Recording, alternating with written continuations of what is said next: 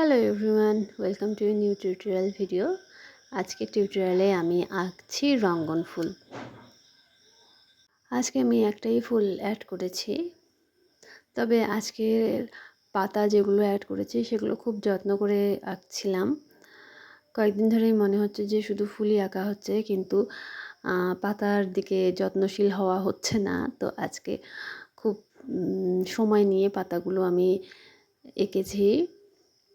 পাতার জন্য আমি এখানে 3টা কালার ইউজ করেছি। একটা হচ্ছে জলপাই সবুজ কালার যেটা, আর একটা লাইট গ্রিন, আর একটা হচ্ছে হলুদ। এই 3টা কালার দিয়ে আমি পাতাগুলো এঁকেছি একটা ফ্ল্যাট ব্রাশ দিয়ে। তো এভাবে আগে সবগুলো পাতা এঁকে নিয়েছি। আর ফুলটা আমি একটু ওয়াশ দিয়ে এঁকেছি। এখানে প্রথমে ওয়াটার ব্রাশ করে তারপর লাল আর গোলাপি এই দুটো কালার আমি ব্রাশ করে নিয়েছি। নেওয়ার পর শুকানোর জন্য একটু সময় দিয়েছি। সেই সময় আমি পাতাগুলোর কাজ করে নিয়েছি।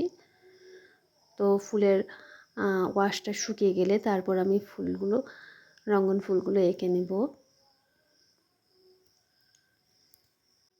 ফুলের সাথে সাথে ফুলের আশেপাশে যেই জিনিসগুলো থাকে, পাতা, ডালপালা, এগুলো খুব যত্ন করে এঁকে নিলে পেন্টিংটা আরও বেশি রিয়েলিস্টিক লাগে। তো ভাবলাম আজকে ফুল ছাড়াও বাকি জিনিসগুলো একটু ভালোভাবে এঁকে টিউটোরিয়ালে দেখাই।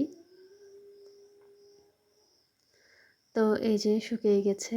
এখন ছোট ছোট ফুলগুলো আমি আঁকছি একটা পয়েন্টেড ব্রাশ দিয়ে। সাইজ হচ্ছে 1। ফুলের জন্য আমি এখানে সাদা আর লাল এই দুটো রং নিয়েছিলাম, আর সাদা আর লাল দুটো একসাথে মিশিয়ে হালকা একটা গোলাপি কালার হয়েছিল। সেই কালার দিয়ে আমি 3 কালারের কম্বিনেশনে ফুলগুলো এঁকে নিয়েছি।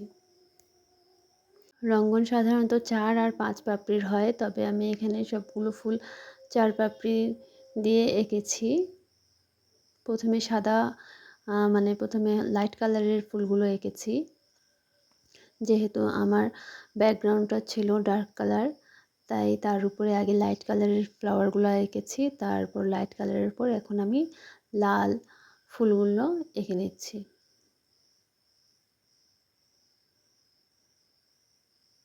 এভাবে ঘন করে ফুলগুলো আমি সবগুলো এঁকে নেব।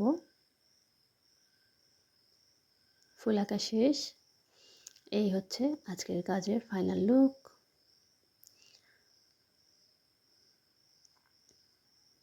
এই কাজ নিয়ে কারো কোনো কোশ্চেন থাকলে জানাতে পারেন।